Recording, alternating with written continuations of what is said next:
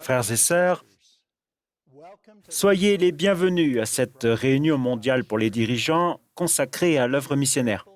Nous sommes reconnaissants de tout ce que vous faites en tant que dirigeants pour inviter les enfants de notre Père céleste à aller à Jésus-Christ.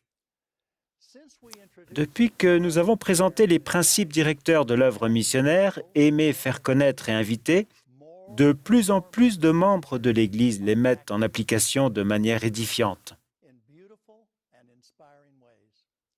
La prophétie de Néphi est en train de s'accomplir. Le pouvoir de l'agneau de Dieu descend sur les saints de l'Église de l'agneau et sur le peuple de l'Alliance du Seigneur, qui sont dispersés sur toute la surface de la terre.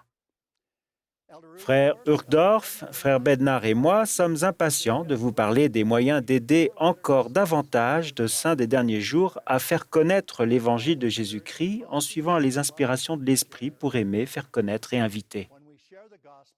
Lorsque nous parlons de l'évangile, nous aidons des personnes à se lier à Jésus-Christ grâce aux alliances et aux ordonnances. La coordination des efforts missionnaires dans les paroisses et les branches est essentielle pour aider les gens à prendre un bon départ sur le chemin des alliances, qui est un chemin de progression sur lequel nous recevons la joie et le pouvoir des cieux. Nous demanderons à votre présidence d'interrégion de discuter de la manière dont ces choses s'appliquent directement aux membres de votre interrégion. Au cours de nos discussions aujourd'hui, nous vous invitons à demander au Seigneur ce qu'il veut que vous fassiez pour aider les personnes que vous dirigez à participer à cette merveilleuse œuvre de proclamation de l'Évangile en aimant, en faisant connaître et en invitant. Nous allons voir une vidéo illustrant quelques-unes des façons dont les membres se sont sentis poussés à mettre ces principes en application. Quand je me suis jointe à l'Église, c'était merveilleux. Je voulais que tout le monde connaisse cette joie, mais je voulais surtout la transmettre à une de mes amies très proches. Elle a pris part à quelques leçons, mais elle n'était pas vraiment intéressée. Et je ne voulais pas lui mettre la pression. Mais on est resté en contact et ça n'a pas affecté notre amitié. À chaque fois qu'on était ensemble, je parle de l'Église. Elle fait de même avec son Église. Et puis, il y a 6 mois, elle m'a téléphoné pour me demander où elle pouvait trouver l'Église près de chez elle. Je lui ai dit que j'allais trouver ça pour elle. J'étais si heureuse. J'ai rencontré Lorenzo il y a quelques années. On travaillait ensemble dans une écurie. Je savais qu'il lui manquait quelque chose dans sa vie. Il n'était pas aussi heureux qu'il le voulait. J'ai toujours eu le sentiment qu'il y a un Dieu. Et il m'a dit, « Randy, tu es chrétien ?» J'ai répondu, « Oui. » Il m'a demandé si je voulais une Bible en espagnol. J'ai accepté avec plaisir. J'ai pensé que c'était l'occasion de lui donner aussi un livre de Mormon. J'ai ressenti que ce livre parlait aussi de Dieu. Ça a été le début de quelque chose de magnifique dans ma vie. J'ai invité l'une de mes meilleures amies du lycée à venir au camp des jeunes filles.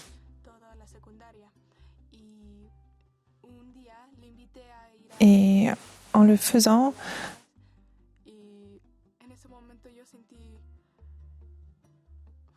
j'ai ressenti l'amour de Dieu pour cette fille. J'ai envoyé un SMS à un ami à qui je n'avais pas parlé depuis longtemps pour lui souhaiter un joyeux anniversaire. Et elle m'a répondu « Merci.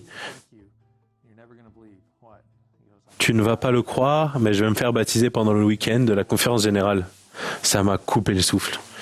Nous avons eu plusieurs profondes discussions sur les raisons qui l'ont poussé à se faire baptiser. Il m'a dit « Une des raisons, ce sont les expériences que j'ai vécues avec des membres dans ma jeunesse, en particulier ta famille et toi. » Il y a 2 semaines, au moment de la conférence, elle a pris la décision d'entrer dans les eaux du baptême avec son fils. Ça a été le jour le plus joyeux de ma vie. Je ne l'ai pas vu venir. Je ne m'y attendais pas, mais notre Père céleste et son Fils Jésus-Christ le rendu possible.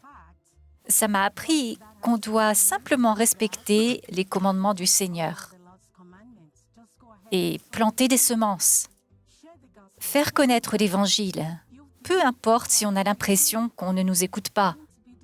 Il ne faut pas se décourager. Notre travail est de parler et celui du Seigneur est de faire le reste. Je vous invite à trouver des moyens d'aimer, de faire connaître et d'inviter. Ce faisant, vous ressentirez une grande joie, sachant que vous agissez selon les paroles de notre Sauveur bien-aimé. Les exemples comme ceci me rappellent qu'en aimant, en faisant connaître et en invitant, nous faisons ce que Jésus-Christ a fait quand il était sur terre. Il a fait don de sa vie et de son amour. Il nous a invités à aller à lui. Lorsque nous appliquons les principes aimer, faire connaître et inviter, nous sommes véritablement ses émissaires. Frères et sœurs, chers amis, nous avons le privilège de vivre à une époque où, grâce à la technologie, il est plus facile que jamais d'aimer, de faire connaître et d'inviter. Les SMS, les courriels, les applications de messagerie et les réseaux sociaux nous permettent de répandre la lumière du Seigneur plus loin que jamais auparavant, de manière naturelle et spontanée. Quand vous faites connaître l'Évangile et invitez d'autres personnes à faire de même, soyez simplement vous-même, soyez authentique et sincère au sujet des bénédictions que vous apporte votre foi en Jésus-Christ. Parlez ouvertement des expériences qui vous font ressentir l'amour et le soutien de Dieu dans votre vie. Par exemple, la naissance d'un enfant, un mariage, le décès d'un être cher ou les épreuves de la vie. Citez un passage d'Écriture que vous venez de lire et qui vous a touché particulièrement. Décrivez comment la prière vous aide à vous sentir plus proche de Dieu.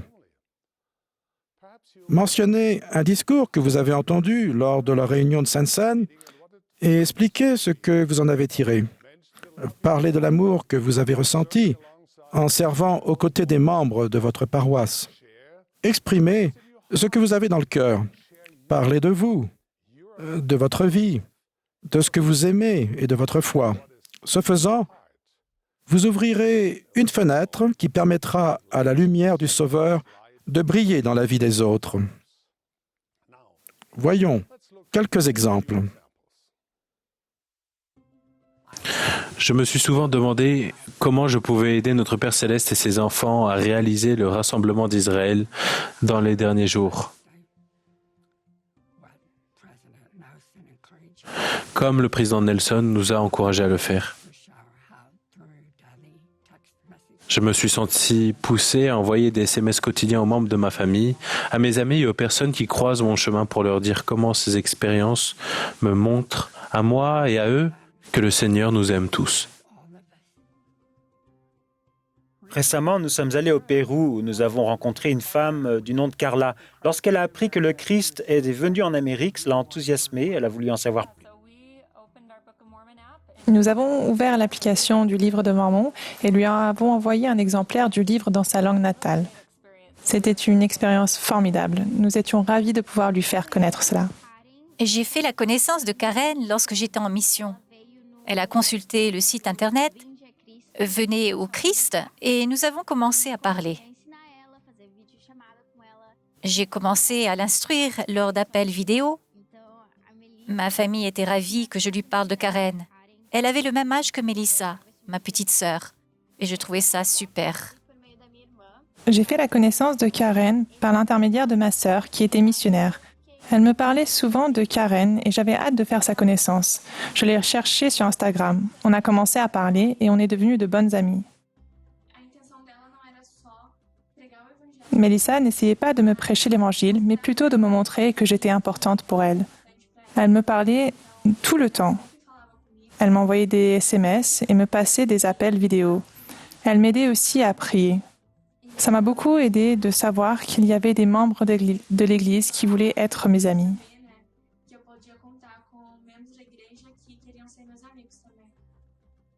J'aime beaucoup publier des écritures sur les réseaux sociaux parce que c'est facile à lire pour les gens et ça leur permet de savoir ce qui m'influence. Peut-être que ça les influencera aussi sans que je le sache. J'aime faire connaître l'Évangile et aider les autres de toutes les manières possibles. Je prie pour que vous augmentiez votre capacité d'utiliser ces outils inspirés comme il convient et que vous receviez de l'inspiration et des directives sur le rôle que vous devez jouer pour balayer la terre comme par un déluge de vérité et de droiture. Comme ces exemples montrent, il n'est pas nécessaire d'être un expert en technologie pour faire connaître l'Évangile en ligne. Tout ce que le Seigneur exige, c'est un cœur et un esprit bien disposés. Dieu utilisera votre bonne volonté pour opérer ces miracles et ce sera magnifique. Si vous ne savez pas par où commencer, je vous invite à consulter la page share.churchofjesuschrist.org. Vous y trouverez de la documentation et des idées sur la manière d'inviter les autres à venir et voir par eux-mêmes ce qu'est l'Église. Frères et sœurs, notre but ultime en faisant connaître l'Évangile est d'aider les enfants de notre Père Céleste à se lier au Sauveur en recevant des ordonnances et en contractant et respectant des alliances. Notre amour, nos actions pour faire connaître l'Évangile et les invitations que nous lançons donnent des opportunités aux enfants de Dieu d'entrer et de progresser sur le chemin des alliances, de ressentir une joie accrue et d'avoir accès au pouvoir et à la protection du Sauveur. Le baptême est la première étape sur le chemin des alliances et il constitue une alliance fondamentale pour les disciples du Christ. Quand une personne est baptisée par immersion pour la rémission des péchés et reçoit le don du Saint-Esprit, elle naît de nouveau et s'engage sur le chemin qui l'amènera tout au long de sa vie à contracter et respecter des alliances, notamment les alliances sacrées du Temple. Plus important, lorsque vous êtes baptisé, non seulement vous devenez une personne d'alliance, mais vous faites également partie du peuple de l'alliance du Seigneur. En d'autres termes, bien que les alliances soient contractées individuellement, personne ne parcourt le chemin des alliances seul. Moroni a enseigné que ceux qui sont reçus au baptême sont comptés, pour qu'on se souvienne d'eux et qu'on les nourrisse de la bonne parole de Dieu, pour les garder dans la voie droite. En tant que peuple de l'Alliance, nous nous aidons les uns les autres sur le chemin des alliances. La vidéo suivante met l'accent sur l'expérience d'un homme et d'une femme récemment baptisés qui, avec le soutien des membres et dirigeants de leur paroisse, ont pris part à une session de baptême par procuration en faveur de leurs ancêtres décédés. Je vous invite à réfléchir à la manière dont leur expérience les a préparés à respecter les alliances toute leur vie. Nous sommes membres depuis 3 semaines et demain nous allons au temple pour la toute première fois. On est vraiment très impatients. On en a parlé aux enfants toute la semaine. Ils sont aussi vraiment impatients d'y aller.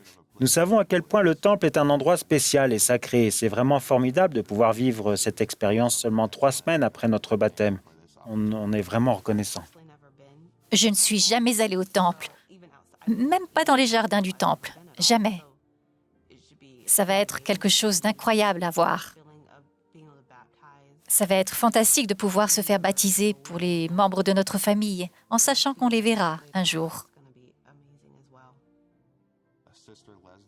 Sœur Whiting m'a aidé à trouver des noms. Elle a une vraie passion pour la généalogie. Est-ce que vous reconnaissez certains des noms que vous avez saisis? Ma grand-mère, Mamie Ruth Ray, parmi mes grands-parents, c'est la seule que j'ai connue. Et avec elle, j'ai passé du temps. Elle était très spirituelle. Je pense que j'ai hérité d'elle une grande partie de ma spiritualité. Aujourd'hui, nous sommes allés au temple de Seattle pour la première fois. Nous n'avions jamais imaginé pouvoir nous sentir aussi proches de nos ancêtres, mais aujourd'hui, j'ai eu l'impression d'être déchargé d'un lourd fardeau à plus d'un titre.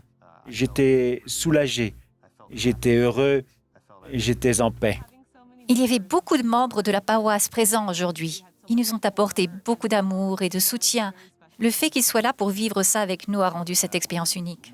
C'est quelque chose que nous aimerions faire régulièrement et sentir la présence de nos ancêtres de nouveau parce que j'ai vraiment eu l'impression d'avoir accompli quelque chose que j'étais destiné à faire. Ça me motive à revenir au temple et à continuer de faire cela pour mes ancêtres. Chaque fois que vous faites quoi que ce soit qui aide qui que ce soit, d'un côté ou de l'autre du voile, à faire un pas vers les alliances avec Dieu et à recevoir ses ordonnances essentielles du baptême et du temple, vous aidez à rassembler Israël.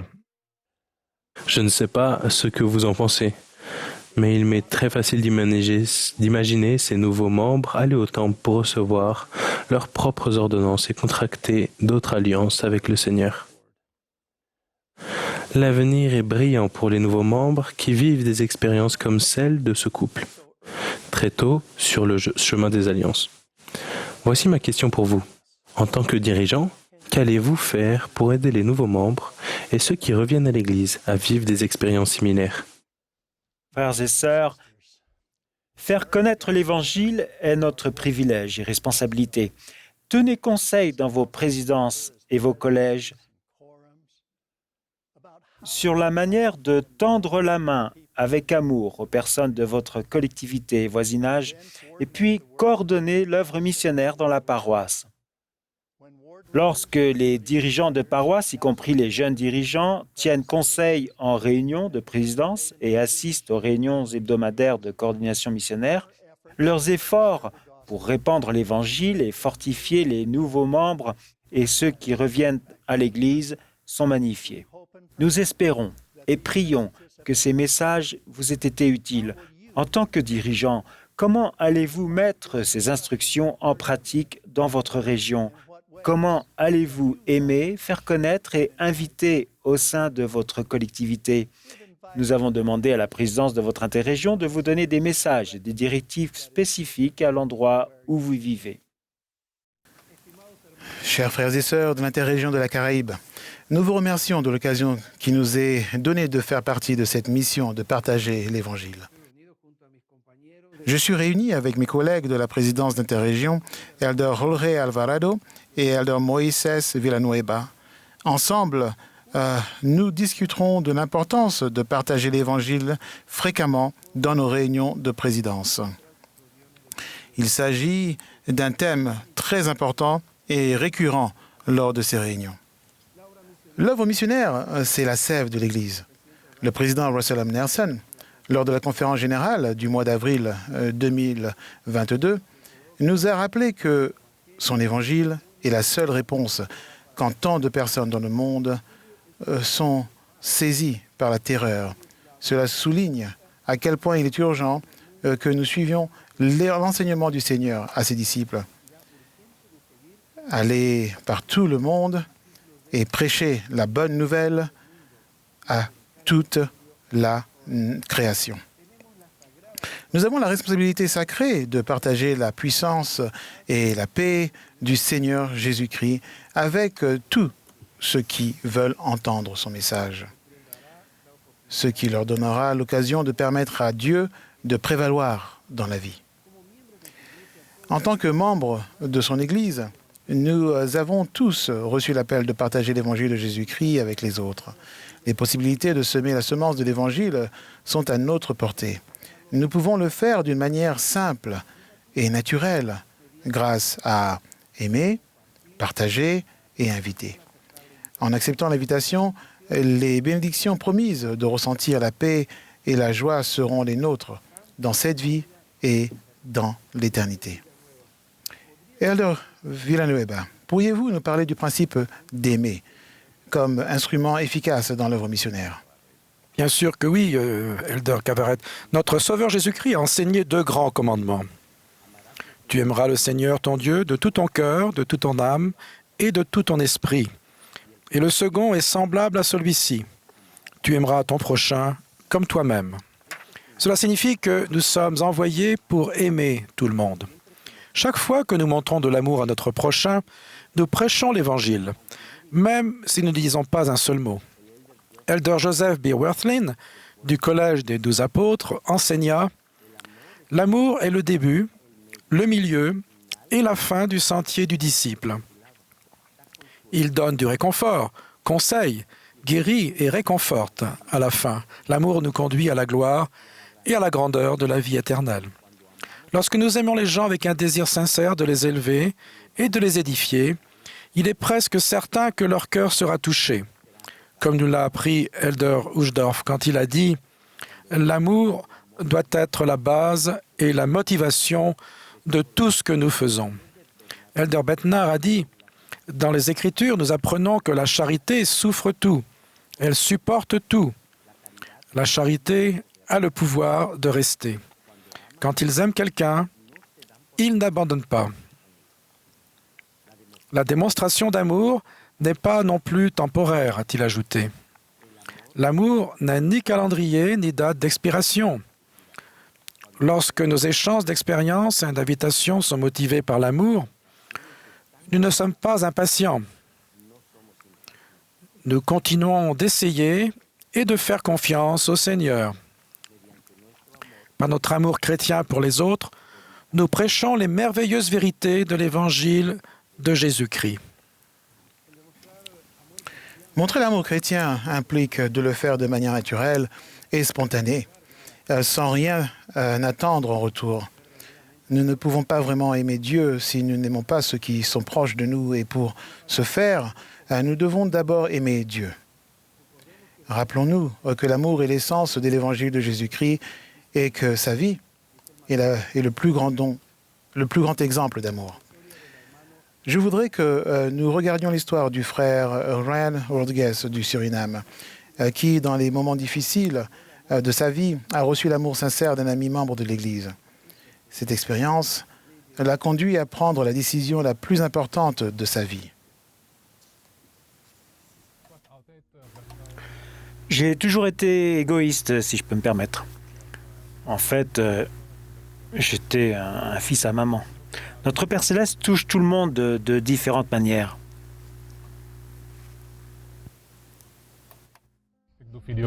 Je fais de la vidéographie et bien sûr, ça a commencé comme un passe-temps. On prend une photo, on filme aussi quelque chose, mais avec le temps, on s'intéresse à la vie. Ma mère donc se consacrait à l'agriculture et chaque semaine, nous cultivions ensemble. Elle se plaignait toujours d'une douleur qu'elle avait dans le bas-ventre. Mais comme elle était toujours occupée à la campagne, elle a reporté la visite chez le médecin pour voir quel était le problème.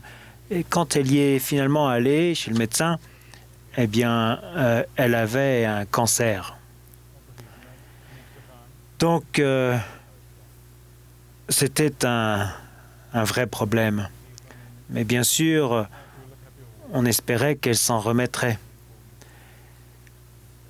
Et puis depuis qu'elle a commencé la chimiothérapie, sa santé s'est effondrée. Malheureusement, elle n'a pas survécu. Et c'était très difficile pour moi.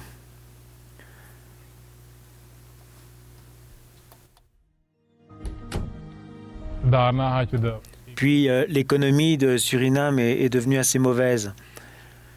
Et puis en plus de cela, ma relation avec ma femme n'a fait qu'empirer parce que je n'avais pas de revenus à l'époque et il y avait beaucoup d'autres luttes constantes. Et à un moment, on ne pouvait plus s'entendre. Donc on a divorcé. Et quand on se retrouve dans une telle situation, on se dit qu'on est vraiment seul. À un certain moment, j'ai commencé à prier et à demander à notre Père Céleste, j'ai besoin que quelqu'un m'aide, qu'il change tous les problèmes qui me sont présentés. Frère Aniel, en fait, est l'un des premiers membres à venir avec les missionnaires. C'est eux donc qui m'ont donné mes premières leçons. Nous avons un très bon rehaussement et nous partageons nos connaissances et nos expériences. Quand nous sommes dans le gymnase, nous parlons de divers sujets de l'Évangile et même des choses importantes des Écritures. Avec le temps, je me suis fait baptiser et puis à bien des égards, je me suis senti beaucoup mieux qu'avant. Je vois du progrès maintenant, je vois un avenir et je sais pourquoi nous sommes ici sur Terre. C'est une bénédiction de notre Père Céleste pour nous. Dans l'Évangile, la famille est un point central selon le plan de notre Père Céleste. Nous sommes tous ses enfants et il nous aime. Le Ryan qu'il était, qui allait seulement aux fêtes et passait toute la journée dans la rue, bien, il n'existe plus finalement. J'ai donc changé.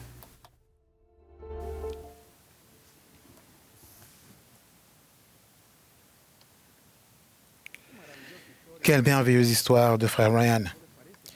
Vous ne trouvez pas? Ceci est un exemple de la façon dont montrer l'amour sincère peut produire des miracles dans la vie de quelqu'un et avoir un impact éternel. Les Écritures enseignent que l'Évangile doit atteindre tout le monde et pour que cela se produise, le principe du partage est fondamental. Elder Alvarado, pouvez-vous nous dire ce que cela signifie pour vous, partager l'Évangile de manière naturelle? Partager l'Évangile de manière naturelle, c'est les inclure dans nos vies, dans les activités que nous faisons, en nous efforçant de vivre l'Évangile. Oui, n'ayons pas peur de partager les choses que nous aimons de l'Évangile et ce que Jésus-Christ a fait dans nos vies. Peut-être vous vous demandez, comment pouvons-nous partager ce que nous aimons de l'Évangile de Jésus-Christ? Frère Dieter F. Wuchtdorf a expliqué, si quelqu'un vous questionne sur le week-end, n'hésitez pas à parler de ce que vous avez fait à l'Église. Les enfants peuvent partager ce qu'ils ont appris à la primaire ou une activité et comment ils l'ont apprécié. Partager l'Évangile n'est pas un fardeau, mais une joie. Ce que nous appelons l'œuvre missionnaire des membres, ce n'est pas un programme, mais une attitude d'amour et de participation pour aider ceux qui nous entourent. L'évidence la plus significative de notre conversion et de la façon dont nous soutenons à l'égard, nous sentons à l'égard de l'Évangile dans nos vies et le désir que nous avons de le partager avec les autres. Inclure l'aide du Saint-Esprit pour nous guider dans ce processus de partage est fondamental pour réussir dans cette grande tâche. Merci, frère Alvarado, d'avoir partagé ces principes importants en ce qui concerne le partage de l'Évangile. Le dernier principe que nous voulons aborder est l'importance d'inviter les autres à venir et voir. Venir et servir, et venir et appartenir. Le président Ballard nous a enseigné que les membres ont besoin de demander de l'aide au Père Céleste, à notre Père Céleste pour savoir avec qui partager l'Évangile. Mais il a averti qu'il ne devrait pas être le seul effort accompli. Des actions simples comme inviter un ami à l'église lorsque vous avez un discours, une leçon, ou inviter vos amis et votre famille à la présentation annuelle des enfants de la primaire, à la réunion de Sainte-Seine ou peut-être au baptême des membres de la famille. Inviter aux activités aux activités qui se déroulent dans l'église. Inviter à une soirée familiale ou partager un bref message de l'Évangile à travers les réseaux sociaux. Je continue sa citation. « Prier seul n'apportera pas une âme au Sauveur. Nous devons agir. Nous devons aimer, partager et inviter. Il nous poussera à partager notre expérience, nos activités et ce que nous faisons. Et il nous inspirera à inviter les autres, à venir et voir, venir et aider, venir et appartenir. » Les dirigeants de paroisses, de pieux et d'interrégions peuvent également inspirer les membres à mettre en pratique les principes d'aimer, de partager et d'inviter, et de vivre la joie qui en résulte de partager l'Évangile d'une manière normale et naturelle. La réunion de coordination missionnaire est l'endroit idéal pour coordonner ces efforts. Regardons maintenant une vidéo où Elder Julio Lee, 70 interrégions, nous montrera comment une paroisse planifie et réalise chaque semaine la réunion de coordination missionnaire. Je suis frère Julio Lee, 70 d'interrégion, et je me trouve dans la paroisse de Los Angeles du pieux Duarte en République dominicaine. Je suis en réunion avec les membres de la réunion de coordination missionnaire de paroisse. Ils nous expliqueront les efforts qu'ils font pour partager l'Évangile et renforcer les membres. Donc, Elderly, mon nom est Carlos Francisco, je suis le dirigeant missionnaire de paroisse et chaque semaine, nous organisons la réunion de manière brève, d'autres fois de manière informelle, mais de manière constante. Cette réunion a lieu en présentiel et d'autres fois de manière virtuelle.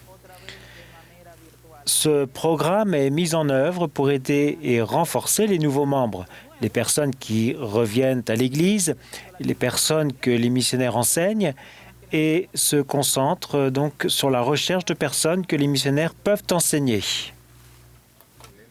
Excellent. Je vois que beaucoup de gens participent à cette réunion. Qui sont-ils et que font-ils? Nous rencontrons souvent les conseillers de la présidence du Collège des anciens de paroisse et de la Société de secours, le dirigeant missionnaire de paroisse, des missionnaires de paroisse, des missionnaires à plein temps, premier assistant du Collège des prêtres, la présidente de la classe des jeunes filles, et nous invitons également le conseiller de l'épiscopat. Chacun a un rôle fondamental dans la réunion. En tant que conseillère dans la présidence de Société de secours, j'informe concernant les sœurs nouvellement converties et nous évaluons leur progrès sur le chemin des alliances en révisant le formulaire de progrès des nouveaux membres. Au cours de cette réunion, nous avons préparé l'ordre du jour du baptême et chacun des missions pour que le baptême soit couronné de succès. Dans mon cas, en tant que premier assistant au Collège des prêtres, avec la présidente de classe chez les jeunes filles, nous sommes prêts à sortir avec les sœurs missionnaires, surtout quand elles enseignent aux jeunes gens.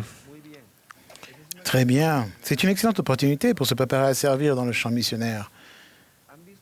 Avez-vous vu des résultats positifs lors de ces réunions? Oui, avoir ces réunions de coordination nous maintient concentrés sur l'œuvre missionnaire et le Seigneur nous bénit quand nous rencontrons de nouvelles personnes qui veulent connaître l'Évangile. Frères et sœurs, cela a été un plaisir de vous rencontrer et d'être avec vous à cette réunion. Gardez cet esprit de bonne humeur pour l'œuvre missionnaire. Il y aura de nombreuses occasions de partager l'Évangile.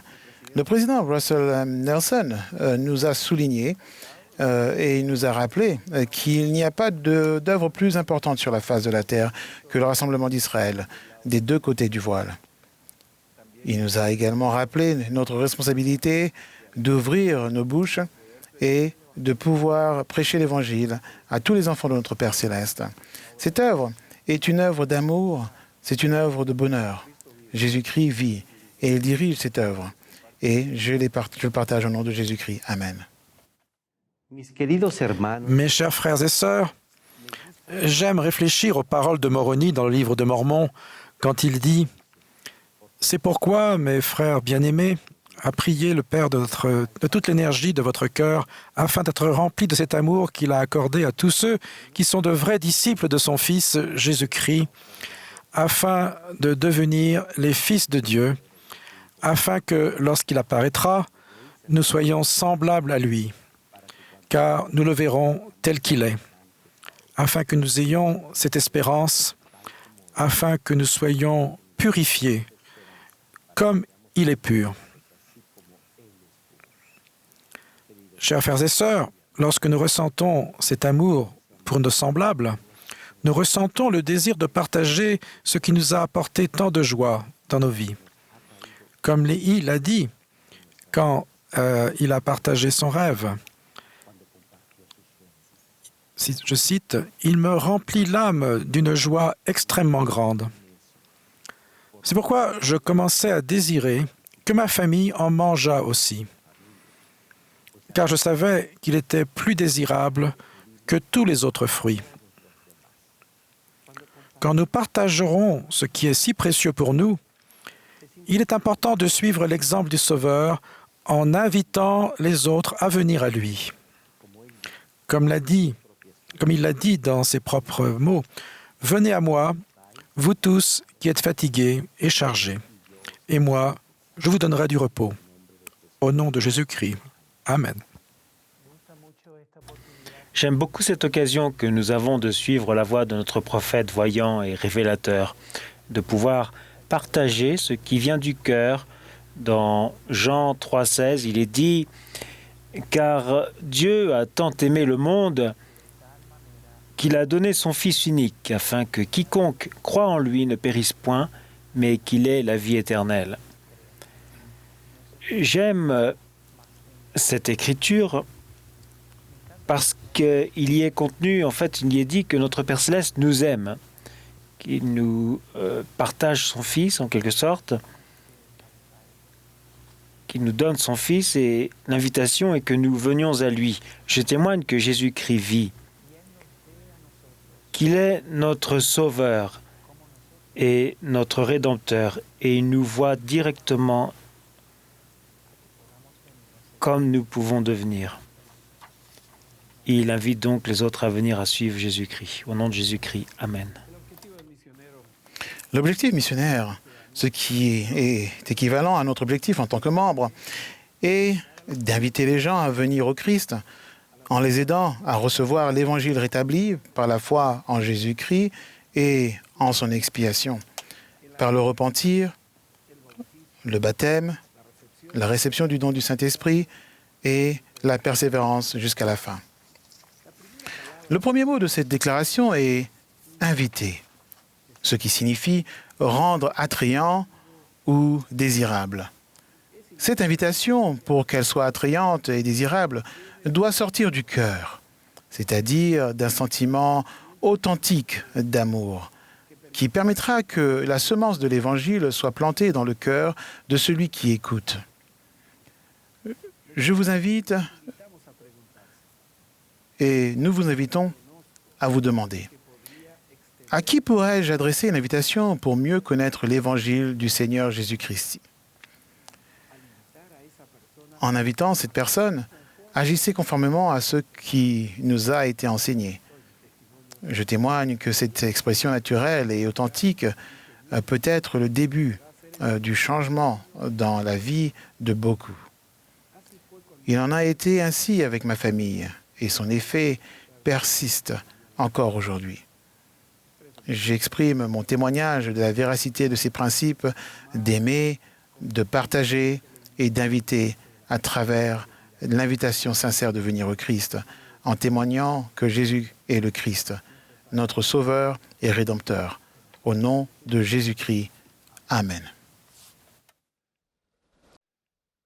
Quand le Sauveur a envoyé ses apôtres répandre le message de son évangile glorieux dans chaque nation, il leur a fait la promesse suivante. « Voici, je suis avec vous tous les jours jusqu'à la fin du monde. » Cette promesse est toujours vraie aujourd'hui et elle s'applique à vous. Quand vous parlez de l'Évangile ou fortifiez les nouveaux membres et ceux qui reviennent à l'Église en les aimant, en leur faisant savoir de ce qui compte dans votre vie et en les invitant à se joindre à vous pour suivre le Christ, vous faites l'œuvre du Seigneur. Il travaille avec vous. Il vous enseignera comment exprimer son amour, comment élever sa lumière et comment inviter tout le monde à aller à lui. Je sais que le Seigneur accorde la joie du pouvoir et la protection à ceux qui s'engagent à son service. L'époque dangereuse à laquelle nous vivons est aussi une époque joyeuse pour ceux qui placent leur confiance en Jésus-Christ. C'est un Dieu de miracles et c'est une époque de miracles. J'en témoigne au nom de Jésus-Christ. Amen. Frères et sœurs, j'espère que vous pouvez sentir que quelque chose d'important est en train de se produire parmi le peuple de Dieu et dans son œuvre. Alors que tout le monde qui nous entoure devient plus sombre, la lumière du Sauveur brille plus fort. Alors que le monde qui nous entoure devient plus instable, la nécessité de nous lier au Sauveur, le rocher de notre salut, devient de plus en plus forte. Jésus-Christ est une fondation sûre. Quelle époque formidable pour être engagé dans sa sainte œuvre. Avec joie, je témoigne que Jésus-Christ est le Fils de Dieu, choisi depuis la fondation du monde pour être notre Sauveur et Rédempteur. Le seul et unique moyen d'obtenir la paix dans cette vie et la vie éternelle dans le monde à venir est de se lier à lui par les alliances et les ordonnances de son Évangile. Je rends témoignage de la réalité et de la divinité du Père et de son Fils bien-aimé. Au nom de Jésus-Christ. Amen. Mes chers frères et sœurs, merci d'avoir participé à cet événement mondial important. Merci pour les encouragements que vous donnez aux personnes dont vous avez la charge pour répandre l'Évangile de Jésus-Christ auprès d'eux et de tous les autres. Dans les exemples que nous avons vus et entendus aujourd'hui, des membres et des dirigeants ont cherché la volonté du Seigneur dans l'unité. Et il a honoré leurs désirs justes en leur donnant l'inspiration et des révélations adaptées à leur situation et capacités uniques. Ce sont l'œuvre et l'Église de Jésus-Christ. Il est avec nous. Il nous dirigera de nombreuses manières dans chaque interrégion, dans chaque mission, pieu, paroisse, branche et famille. Et bien sûr, il guidera individuellement chaque personne. Il invite tout le monde à venir à lui, à embrasser son évangile et à suivre le chemin des alliances qui conduit à la joie éternelle avec lui et avec nos parents célestes. Si vous vous tournez vers Jésus-Christ lors de vos conseils, de vos réunions de présidence et dans votre vie personnelle, et lui demandez comment il veut que vous répandiez l'Évangile, alors il vous montrera comment faire. Le chemin à suivre sera clair et votre joie sera pleine. J'en témoigne. Au nom de Jésus-Christ. Amen.